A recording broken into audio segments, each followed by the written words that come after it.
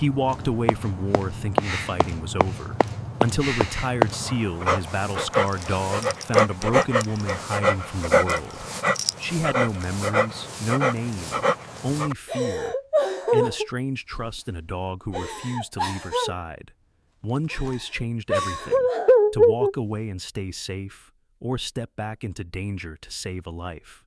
This is a story about loyalty that never forgets, love that heals what violence tried to destroy, and the quiet miracles that happen when someone chooses to stay. If you believe in second chances, subscribe now and walk this journey with us. The rain arrived without warning, slanting sideways off the black ocean and turning the coastal city into a blur of wet asphalt, neon reflections, and restless shadows. Wind pushed the storm inland, rattling loose signs and carrying with it the sharp scent of salt and rusted iron from the docks. Ethan Cole moved through that storm like a figure carved from it. He was 33 years old, 6 feet 2 inches tall, broad-shouldered, and heavy with muscle earned rather than built for show. Years in the U.S. Navy had shaped his body into something dense and functional, every line purposeful. His dark brown hair was cut short in regulation style, already damp and plastered slightly to his forehead by the rain. A thin scar traced the edge of his jaw, barely visible against skin, weathered by sun, wind, and deployment after deployment. His face was angular, all sharp planes and controlled stillness, with eyes the color of steel under a cloudy sky. Eyes that missed very little and trusted even less. He wore civilian clothes, but nothing about his posture belonged to a civilian. His shoulders were squared, his steps measured and quiet even on wet pavement, his head constantly adjusting its angle to read reflections in windows and puddles. Discipline clung to him like a second skin. It wasn't something he turned on. It was what remained after too many nights where turning it off had cost men their lives. Beside him walked Ranger. The German Shepherd was nearly 8 years old, a veteran in his own right. His coat was thick and sable-colored, dark along the spine and lighter at the flanks, rain beating and rolling off him as if it had no claim. His ears stood erect despite the wind, one tip slightly torn from an old encounter, giving him a permanently alert, battle-worn look. A faint white scar cut across the bridge of his nose, an old reminder of a raid gone sideways in a place neither of them spoke about anymore. Ranger moved with the fluid confidence of a dog trained for war, head low, gait silent, amber eyes constantly scanning, cataloging movement, scent, threat. Ranger was not a pet. He had been trained as a SEAL K-9, conditioned to detect explosives, track human scent through chaos, and place himself between danger and his handler without hesitation. He had learned hand signals before voice commands, silence before sound, patience before violence. Yet, beneath all that training lived something older and quieter, loyalty that bordered on instinct, and a memory that ran deeper than logic. Ethan trusted that instinct more than he trusted most people. The city was supposed to be a break, mandatory leave, the brass had called it. Time to reset, time to reintegrate. Ethan called it limbo. He had been back on American soil for 3 weeks and still woke every night at 0300, muscles tight, heart racing, the phantom echo of rotor blades and distant gunfire ringing in his ears. Sleep came in fragments. Peace never came at all. Tonight, he had walked to bleed the noise out of his head. Ranger had followed without question. They turned off the main road toward the docks, where the streetlights grew sparse and the buildings older, hunched together as if sharing secrets. The rain thickened here, running in dirty streams along brick walls and pooling in broken concrete. The smell changed.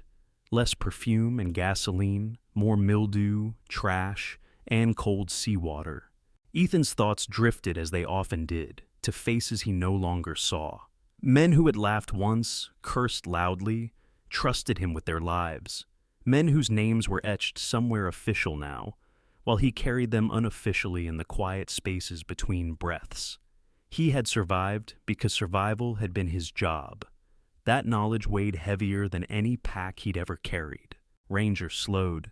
The leash went taut for half a second before Ethan felt it, a subtle change in rhythm that snapped his attention fully back to the present. His hand instinctively shifted closer to his body, fingers flexing once. He stopped. Ranger stood still, body rigid, nose lifted slightly as the wind cut through the narrow street ahead. His tail was low, not wagging, not bristled. This wasn't aggression. It was focus. "What is it?" Ethan murmured, his voice calm, controlled. Ranger didn't look back at him. He took one careful step toward a narrow alley wedged between two decaying buildings, then stopped again, as if waiting. Ethan frowned. Alleys meant variables. Variables meant risk. He followed Ranger's line of sight, scanning the darkness. At first, he saw nothing but shadows and rainwater dripping from fire escapes. No movement, no immediate threat. "Leave it," Ethan said quietly, giving the command without tension. "Let's go." Ranger ignored him. Instead, the dog let out a low, soft sound, something between a whine and a breath. Ethan had heard Ranger growl, bark, snarl, and roar. He had never heard this. It was not fear. It was not excitement. It was insistence. Ranger took another step forward and pulled. Ethan's jaw tightened. Every instinct trained into him said to avoid unknowns, to keep moving, to not step into darkness without reason. But Ranger had saved his life more times than he could count. Ranger had never pulled him toward nothing. "Damn it," Ethan muttered, loosening his grip on the leash. "All right, show me." The alley swallowed them whole. The sound of rain amplified between the brick walls, each drop echoing like a heartbeat. Ethan reached into his jacket and pulled out a compact flashlight, clicking it on and sweeping the beam slowly, methodically, from ground to wall to shadowed corner. Old crates, trash bags, a broken pallet leaning against the bricks. Then he saw her. She was curled against the far wall, half hidden behind a dumpster, wrapped in layers that did nothing to keep out the cold. Her clothes were soaked and oversized, hanging from her frame as if borrowed from a life that no longer fit. Dark hair clung to her face and neck in wet strands, obscuring her features.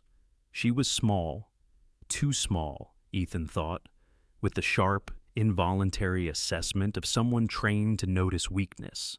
Her shoulders trembled violently, teeth chattering loud enough to cut through the rain. She was hugging herself, arms crossed tight, as if trying to keep her own pieces from falling apart. Ranger moved toward her without hesitation. "Ranger," Ethan hissed, reaching out. "Hold." The dog did not hold. He approached slowly, body lowered, movements non-threatening, the way he had been trained to approach civilians in shock zones. He stopped a foot away and sat, rain dripping from his muzzle, eyes locked on the woman's shaking hands. The woman flinched, pulling her knees tighter to her chest. A soft, broken sound escaped her throat, fear, raw, and instinctive. Ethan felt something twist in his chest, sharp and unwelcome. He stepped closer, keeping his posture open, lowering the flashlight beam so it didn't blind her. "Hey," he said, his voice dropping, smoothing out the rough edges. He had learned that tone in places where shouting got people killed. "You're okay. I'm not gonna hurt you." She didn't respond. Her gaze flicked past him, unfocused, like she was looking through layers of memory instead of at the present moment. Ranger reached out and gently nudged her hand with his nose. The effect was immediate. The woman froze. Her breathing hitched, then slowed. Slowly, painfully slowly, she lowered her arms enough to look at the dog. Her eyes were a pale gray blue, clouded and distant. But something stirred there. Recognition without understanding. Ranger let out that same soft sound again and pressed his head against her knee, rain-soaked fur warm against skin gone numb with cold. Ethan swallowed hard. He had come out tonight to escape ghosts. Instead, he had found one. The rain kept falling, indifferent and relentless, as Ethan realized that whatever had led him here, whatever line of fate or instinct had tightened around Ranger's leash, was not going to let him walk away. And for the first time in a long while, Ethan Cole hesitated not because of danger ahead, but because of the quiet certainty settling in his chest. This night was about to change everything. The alley felt smaller once Ethan realized he was not alone in it. Rainwater streamed down the brick walls, carrying the city's filth toward a drain that struggled to swallow it all. And the wind funneled through the narrow passage like a living thing, probing for weakness. The woman remained pressed against the wall, her body folded inward, while Ranger sat inches from her knees, solid and unmoving, as if he had decided that this exact square of broken concrete was now his post. Ethan took another careful step closer, boots splashing softly. He made himself visible without being threatening, angling his body sideways rather than square on, the way he had learned to approach skittish locals in villages where fear could turn lethal in seconds. Up close, the woman looked even more fragile. She was perhaps 5'5", thin to the point of sharpness, her collarbones visible beneath layers of damp fabric. Her hair was chestnut brown, once long and well kept by the look of it, now tangled and matted, clinging to her cheeks and neck. Rain and grime dulled her pale skin, but beneath the dirt there was a softness that hinted at a life that had once known warmth. Her eyes followed Ranger, not Ethan. That detail struck him harder than he expected. Most people noticed him first, his size, his presence, the weight of violence that clung to him no matter how he dressed. She did not. To her, he was background noise. Ranger was the anchor. Easy, Ethan murmured, more to himself than to her.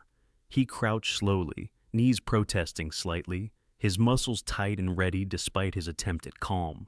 Years of conditioning did not fade simply because he wished it so. "You're freezing." The woman flinched at the sound of his voice, shoulders drawing tighter, a breath quickening. Her gaze flicked up for a brief moment, landing on Ethan's face before darting away again. In that instant he saw it. Not just fear, but something deeper, older. The look of someone who had learned, the hard way, that attention often came with pain. Ranger shifted closer to her, his flank brushing her shin. She stiffened, then relaxed a fraction, fingers curling unconsciously into the thick fur at his neck. The dog did not pull away. He leaned into the touch, steady and patient, amber eyes half-lidded, as if reassuring her without words. "It's okay," Ethan said again, lowering his voice further. He kept his hands visible, palms open, rain running off his knuckles. "What's your name?" She stared at Ranger's ears, watching them twitch with the wind. Her lips parted, closed, then parted again. When she finally spoke, her voice was hoarse and barely audible, like it had gone unused for too long. I don't know." The words landed heavier than any gunshot memory. Ethan's jaw tightened, not in anger, but in something dangerously close to grief. He had heard men say those words after blasts, after fires, after days lost to shock and blood. Not knowing your name was not just forgetting. It was losing the first anchor of who you were. "That's all right," he said after a moment. "You don't have to know right now." She shook her head slightly, a small, frantic movement. "I had one," she whispered. "I think, but it's gone." Her free hand clutched the strap of a battered canvas bag slung across her chest, fingers white with tension. The bag looked old, stained and frayed at the seams, but she held it like it contained something priceless. Ethan noticed the way she protected that bag. Not casually, intentionally, like someone guarding the last piece of ground they owned. "I am Ethan," he offered. He did not extend his hand. He knew better. "And this is Ranger." At the sound of his name, Ranger's ears flicked back, then forward again. The woman's lips moved silently, testing the word. "Ranger," she echoed, almost soundlessly. Something in her shoulders eased. Ethan exhaled slowly. "You're soaked. You can't stay out here." Her reaction was immediate and sharp. She recoiled, pulling her knees closer, eyes wide now as they finally locked onto his face. Up close, Ethan could see faint freckles beneath the grime on her nose, and a thin scar near her left eyebrow, pale and old. Her gaze was assessing, panicked, as if she were mapping exits that didn't exist. "I can't go with you," she said quickly. I don't go places. Men take things. The words were blunt, stripped of metaphor. They hit him square in the chest. Ethan nodded once, slow and deliberate. He did not argue. He did not deny her reality. I won't touch you, he said, and I won't make you do anything. I just don't want you to die out here. Her breathing hitched. Rain slid down her hair, dripping from the tip of her nose. For a long moment, none of them moved. The city felt far away, muffled by weather and brick. Ranger broke the stalemate. He rose from his sit and turned slightly, positioning his body between Ethan and the woman, not as a threat, but as a buffer. He lowered himself again, lying on his side this time, exposing his ribs and belly in a posture of absolute trust. It was a calculated vulnerability, one he rarely showed. The woman stared at him, transfixed. Slowly, as if approaching a wild animal, she reached out and rested her palm against his side. His breathing was steady beneath her hand. Real. Warm. Something shifted in her face. Not memory, but acceptance. Ethan recognized the moment for what it was, a narrow window. He did not push it open. He simply stood ready if she chose to step through. My name is Lila, she said suddenly, the word tumbling out like it surprised her as much as it did him. She blinked, frowning. I think it feels close. Ethan repeated it softly. Lila. She nodded once as if anchoring herself to the sound. Yes. The name did not unlock her past, but it steadied her present. Ethan felt it like a click inside his chest, the quiet alignment of pieces that had been drifting. He had learned on missions that sometimes progress was measured not in miles taken, but in ground held. Lila, he said gently, do you trust him? He nodded toward Ranger. She looked at the dog, then back at Ethan. Her eyes lingered on Ethan this time, really seeing him, the breadth of his shoulders beneath his jacket, the dark stubble along his jaw, the lines etched around his eyes not by age, but by vigilance. She did not see a savior. She saw a man holding himself in check. I do, she said, her fingers tightening briefly in Ranger's fur. He stayed. Ethan swallowed. Ranger's tail thumped once against the wet ground. There's a shelter a few blocks from here, Ethan said carefully. Lights on all night. People. Warmth. I can walk with you to the corner. If you don't like it, I won't follow you in. Her gaze flicked toward the mouth of the alley, where the rain-smeared streetlights glowed like distant stars. Fear warred with exhaustion on her face. Ethan could see how tired she was. Not just physically, but in the marrow-deep way of someone who had been bracing for too long. What if they're there? She asked. The ones who yell, the ones who grab. They won't touch you, Ethan said. He did not raise his voice. He did not posture. He simply let the weight of certainty sit behind the words. Not while I'm standing. He surprised himself with that promise. It was not strategic. It was not calculated. It was instinct. The same instinct that had pulled him into firefights when retreat would have been safer. The same instinct that had left him awake at night, wondering if he had saved enough. Lila studied him for a long moment. Then she nodded, a small, almost imperceptible movement. Just slow, Ethan agreed. They rose together, though Ethan never touched her. Ranger stood first, then nudged Lila's leg gently, bracing her as she pushed herself upright. She swayed, knees buckling slightly, and Ranger shifted closer, lending his solid weight. Ethan hovered, hands ready but restrained, his entire body coiled with the effort of not reaching out. She steadied herself, breath shallow but determined. Rain soaked them all equally now. As they took their first steps toward the street, Ethan felt the choice settle fully into place. This was not a momentary detour. This was a line crossed. He could walk away at the corner, return to his solitary nights, and control distance.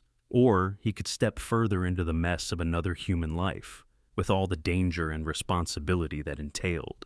Ranger walked between them, leash loose, head high. The dog had already decided. Ethan followed. They had not gone far when the night changed its tone. The rain eased into a fine mist, but the air grew heavier, as if the city itself were holding its breath.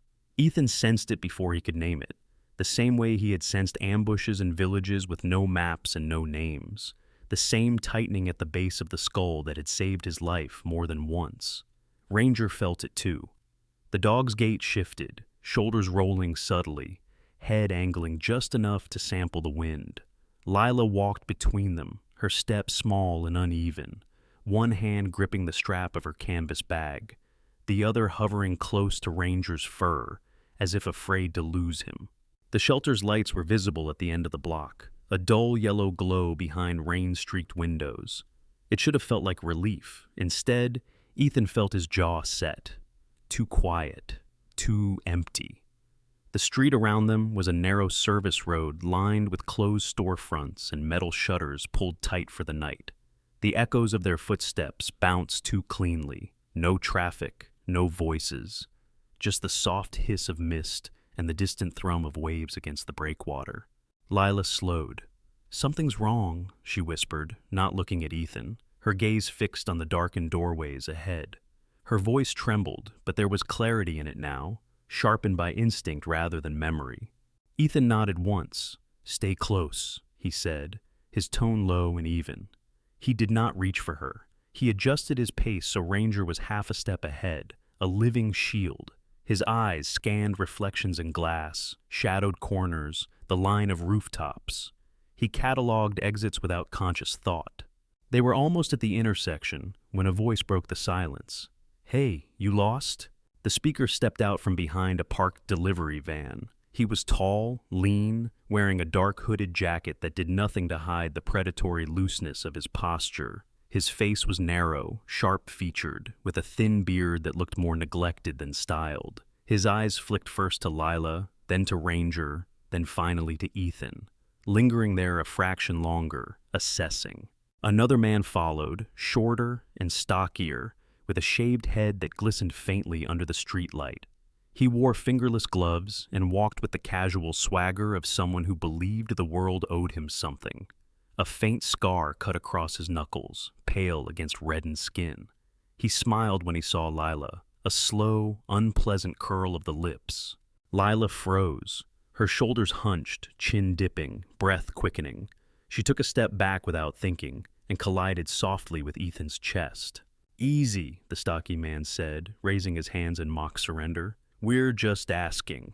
Ranger growled. It was low and deep, vibrating through his chest, a sound that carried weight, not a warning bark, a promise. The taller man's eyes widened slightly. "That thing gonna bite?" Ethan stepped forward just enough to place himself fully between the men and Lila. He did not raise his voice. He did not hurry. His body language shifted, however, from guarded to deliberate. Feet planted, shoulders squared, hands loose at his sides, ready. His face went still, stripped of expression. "She's not interested," Ethan said. His voice was calm, but it carried, cutting through the mist. "Keep walking." The stocky man laughed. "You her boyfriend or something?" Ethan did not answer. He watched the man's hands instead, the subtle flexing of fingers, the way his weight shifted from heel to toe. He saw the flash of something metallic near the waistband, quickly hidden by the jacket. Knife, maybe. Cheap. Concealable. Ranger took a step forward, placing himself squarely in front of Lila. His hackles rose, fur along his spine standing in a rigid line. His lips peeled back to reveal teeth built for function, not intimidation. The growl deepened. The taller man held up a hand. "Hey, man, chill. We don't want trouble." "That's good," Ethan replied, "because you won't find it here." The stocky man's smile faded. His eyes hardened, sliding back to Lila. "You sure about that?" he said. "She looks like she needs help." Lila's breath hitched. She pressed her fingers into Ranger's fur, knuckles whitening. Ethan felt the tremor travel through her, a current of fear that had nothing to do with the cold. That did it. Something old and precise slid into place inside Ethan.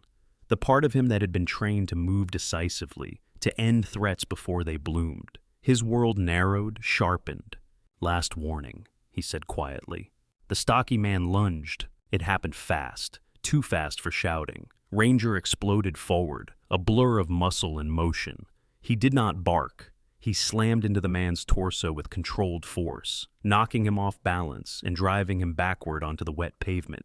Ranger's teeth stopped an inch from the man's throat, hovering there, his weight pinning him, growl vibrating inches from exposed skin. The taller man swore and reached inside his jacket. Ethan moved. He closed the distance in 3 strides, hooking his arm around the man's wrist and twisting sharply. The knife clattered to the ground. Ethan followed through with a controlled strike to the man's shoulder, not enough to cripple, enough to end resistance. He shoved him back against the van, forearm pressing into the man's chest, pinning him. "Run," Ethan said, voice cold now, stripped of warmth. "Both of you." The stocky man stared up at Ranger, eyes wide, breath coming in panicked gasps. "Call him off!" Ranger did not move until Ethan snapped a single command. "Hold."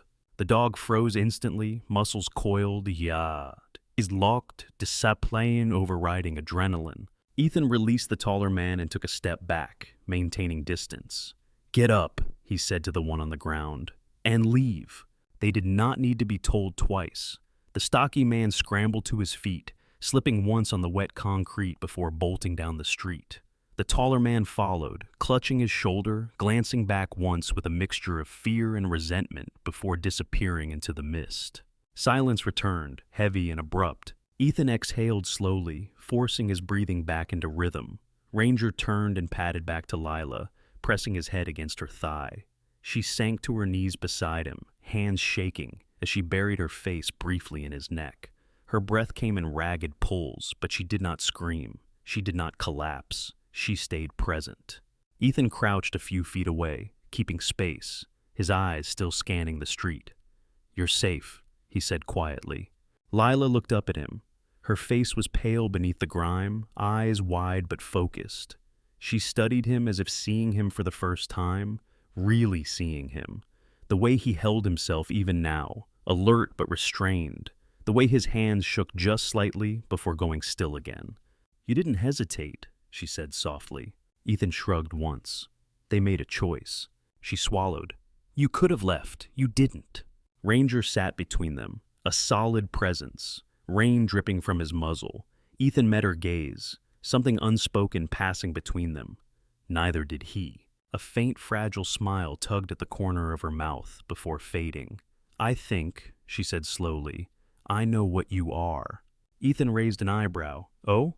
A soldier," she said, "not just because of how you fought, because of how you stopped."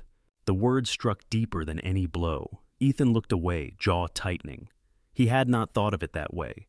He rarely allowed himself to. They reached the shelter without further incident. Inside, the air was warm and smelled faintly of coffee and disinfectant. A woman behind the desk looked up, middle-aged, hair pulled back tight, eyes tired but kind. She took in the sight of Lila, soaked and shaking, then Ethan, tall and imposing, then Ranger, calm and watchful. "We're full tonight," she began, then stopped when she saw Lila's face. She sighed. "We'll make room." Lila hesitated at the threshold, fingers tightening around her bag. Ethan did not rush her. He waited. "Will you come back?" she asked suddenly, her voice barely above a whisper. Ethan paused. He had not planned beyond this moment. Plans implied permanence. Permanence implied stakes. "Yes," he said after a beat, "I will." She nodded, absorbing the promise.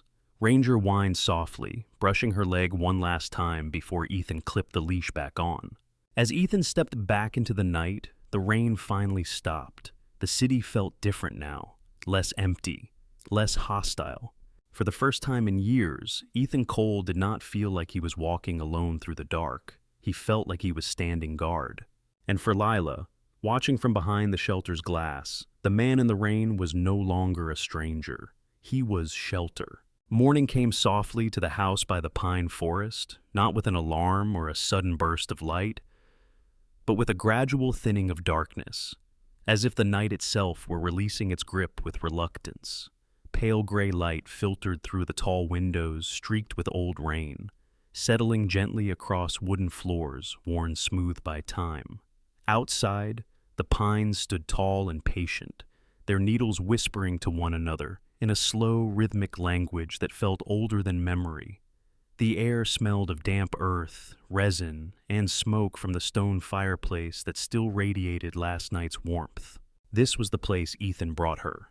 The house was modest, a single-story cabin tucked away where the road narrowed and cell signals weakened, chosen deliberately for its quiet. Ethan had bought it years ago with deployment money, never intending it to be a home so much as a refuge, a place where no one knew his name and no one asked questions. It was built of dark timber and stone, solid and unassuming, with a wide porch that creaked when stepped on and windows that looked out into trees rather than people. Here, the world felt paused. Lila woke on the couch, wrapped in a thick wool blanket that smelled faintly of pine and clean smoke. For a long moment, she didn't move. She listened. There were no shouts, no sirens, no boots scraping concrete, just the soft ticking of the wall clock and the steady rise and fall of another breath nearby. Ranger lay on the floor beside her, his large body stretched out in a loose curve, one ear twitching as if monitoring dreams. In daylight, he looked older, gray, threading the fur around his muzzle, a slight stiffness in the way his hind leg rested. But there was no mistaking the strength coiled beneath his calm exterior. He was 8 years old, his prime behind him, but his presence was still commanding, still protective. When Lila shifted, his eyes opened immediately, amber and alert, then softened when he saw it was her. "You stayed," she whispered, more to the room than to the dog. Ranger thumped his tail once against the wooden floor. She pushed herself upright slowly, testing her body like unfamiliar territory. Every movement came with an echo of ache, not sharp pain, but the deep soreness of someone who had lived too long without rest. She was tall, around 5'7", but malnutrition had thinned her frame until her limbs seemed too delicate for her height. Her hair, now partially dry, fell past her shoulders in uneven waves, a dark honey brown that caught the morning light in soft highlights. Her skin was pale beneath lingering bruises and faint scars, but there was something unmistakably graceful in the way she moved, even now. Ethan stood at the kitchen counter, with his back to her, broad shoulders filling the narrow space. In the daylight, the years showed on him more clearly. He was 33, but the lines around his eyes suggested more. His dark hair was still damp from a quick shower, cropped close on the sides, slightly longer on top. A shadow of stubble darkened his jaw, emphasizing the angular cut of his cheekbones. His hands, large and scarred, moved with careful precision as he poured coffee, every action economical, practiced. He turned when he sensed her awake. "You're up," he said. His voice was quieter here, stripped of the edge it carried in the city. "How do you feel?" Lila considered the question honestly. "Like I'm here," she said after a moment. "Not floating." Ethan nodded, as if that was the best answer he could have hoped for. "Coffee?" He gestured toward the mug on the table. "Or tea. I have both." She hesitated, then pointed. "Tea, please." He moved without comment, setting a kettle on the stove. Ranger rose and followed Lila as she took a cautious step off the couch, staying close but not crowding her. When she reached the table, she rested her hand briefly on the wood, grounding herself in something solid. Silence settled between them, not awkward, not tense, just present. As the kettle warmed, the scent of pine logs and old wood seemed to sink into Lila's lungs. Something stirred, not a memory exactly, but a feeling. Safety, perhaps, or the idea of it. "I used to wake up like this," she said suddenly, her voice uncertain. "Somewhere quiet, with trees." Ethan glanced at her, alert but careful. "Do you remember where?" She shook her head. "No, just light through branches and music." Her brow furrowed as if straining to pull a thread from deep water. "Always music." The kettle whistled softly. Ethan poured the water, the steam rising between them like a veil. "There's an old piano in the spare room," he said, almost casually. "It came with the place. Haven't touched it in years." Lila's fingers curled slightly against the table. "I don't know how to play," she said quickly, too quickly. Ethan did not contradict her. He set the mug down gently in front of her. "You don't have to." The hours passed without ceremony. Lila showered, borrowing clothes Ethan laid out on the bed. Soft flannel pants and a loose sweater that swallowed her frame but felt clean. safe. When she emerged, her hair damp and brushed, her features looked younger, clearer. The bruises were still there, but they no longer defined her. They ate soup by the fireplace, Ranger stationed between them like a quiet sentry. Ethan spoke little, but when he did, it was about simple things: the weather, the trees, the way the creek swelled in spring. He did not ask questions that demanded answers she didn't have. In the afternoon, Lila wandered the cabin slowly, fingertips trailing along shelves and picture frames Ethan had never bothered to fill. When she reached the doorway of the spare room, she stopped. The piano stood against the far wall, upright and dark, its surface dulled with age. It was out of tune, Ethan knew that much, but intact, waiting. She did not touch it. She simply stood there, breathing shallowly, eyes locked on the keys. "It scares you," Ethan said gently from the doorway behind her. "Yes," she admitted, "and it feels like it shouldn't." That night, as the fire crackled and the forest outside fell into shadow, Lila sat on the floor with Ranger's head resting in her lap. She absent-mindedly traced the scar along his muzzle, her touch instinctive, practiced. "I think I was someone before," she said quietly. "Not important, just someone who made things." Ethan leaned back in his chair, the firelight carving deep shadows across his face. "You still are." She looked up at him then, really looked, at the man who had brought her here, who kept watch without demanding gratitude, whose strength was obvious but controlled. For the first time, she saw the weight he carried, not just muscle and training, but loss, layered upon loss. "What happened to you?" she asked out softly. Ethan stared into the fire. The answer hovered on his tongue, names, places, explosions, but he shook his head. "Another time." She nodded, accepting the boundary. Outside, the wind moved through the pines, carrying with it the faintest hum. Lila closed her eyes, and for the first time since she could remember, she did not feel like she was falling apart. Something inside her shifted, not whole, not healed, but aligning. And Ethan, watching her in the firelight, realized something equally unsettling and true. For the first time since the war had taken so much from him, he was learning that strength did not always mean standing alone. Sometimes it meant staying. The dawn arrived the way healing often does, quietly, without announcement, spreading warmth across what had once been cold and fractured. Pale gold light slipped through the pine branches and spilled across the porch of the cabin, catching in the thin mist rising from the forest floor. The night's chill retreated inch by inch, replaced by the promise of a day that did not ask anyone to run. Lila stood barefoot on the wooden boards, a mug of tea warming her hands. She looked different now, not transformed in some dramatic way, not remade into someone else, but restored. Her posture was straighter, no longer folded inward as if bracing for impact. At 5'7", she carried her height with a quiet confidence that had been absent before. Her hair, once tangled and dull, fell freely down her back in soft chestnut waves, catching the sunlight. Her skin still bore faint traces of old hardship, pale scars, shadows that would likely never vanish completely. But there was color in her cheeks now, life in her eyes. Those eyes were clear. Memory had not returned all at once. It had come the way snow melts on a mountainside, slowly, unevenly, revealing rock and soil beneath. Faces, names, moments. A childhood home, a mother who hummed while cooking, a father who smelled of sawdust and aftershave. Music lessons. Applause once, faint but real. And then the night everything broke. Violence, fear, the long unmooring that followed. She remembered it now without panic. The past no longer chased her. It stayed where it belonged.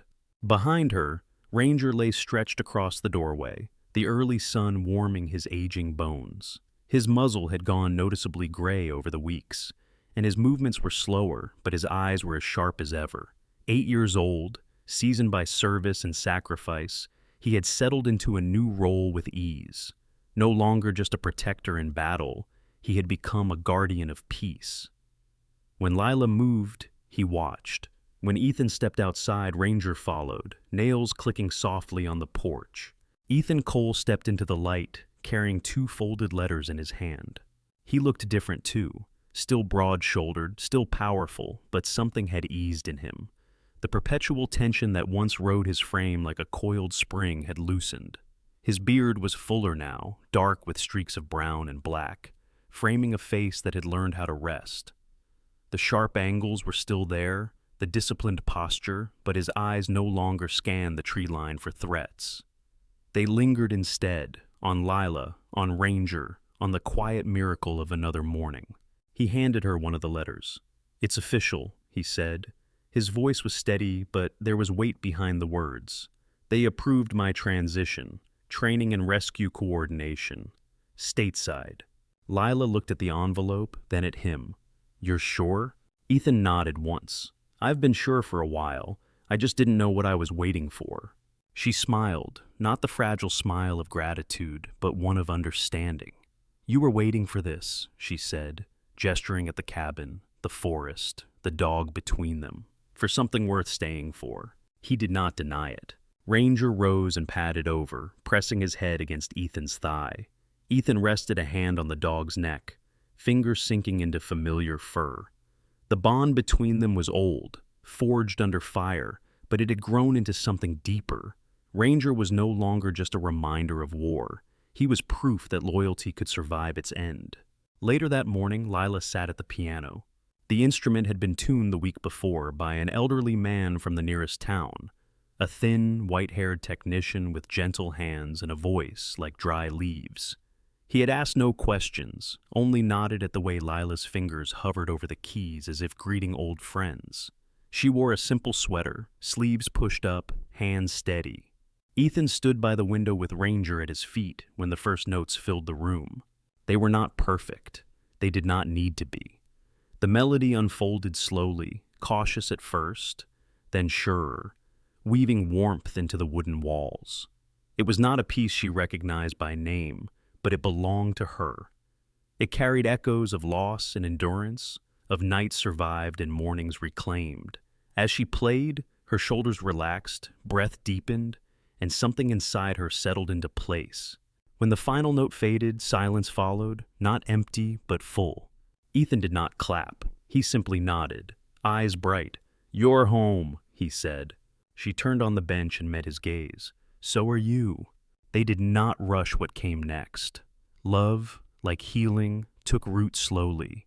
It grew in shared meals, in long walks through the pines with Ranger trotting ahead, in evenings where they spoke of the past without being consumed by it. Lila no longer woke from nightmares. Ethan no longer reached for weapons that were not there. The world had not become safe, but it had become manageable. On the morning they left the cabin, the sky was a clear, hopeful blue. They walked down the narrow path together, Ranger in the lead, his tail swinging lazily. The forest parted before them, opening toward a future that did not demand forgetting, only courage. Ethan paused at the edge of the trees and looked back once, not with longing, but with gratitude. He had survived many storms. This one had given him something back. Lila slipped her hand into his. It fit naturally there. As the sun climbed higher, the three of them moved forward together, no longer running from danger, no longer hiding from memory, but walking into a life rebuilt from patience, loyalty, and grace. The storm had passed. The light remained. Sometimes miracles don't arrive as thunder or fire. Sometimes they arrive quietly, in the loyalty of a dog who refuses to walk away, in the strength of a man who chooses protection over violence, and in a wounded soul that finds the courage to stop running. In our daily lives, we all carry invisible battles. We pass people who look broken, people who feel forgotten, and sometimes we are those people ourselves. This story reminds us that healing is not about erasing the past, but about finding someone, or something, willing to stand with us until the storm passes. If this story touched your heart, please share it with someone who may need hope today. Leave a comment to let us know what it meant to you, and subscribe to the channel for more stories of faith, resilience, and second chances. May God watch over you and your loved ones, guide you through your own storms, and bless you with light, strength, and peace.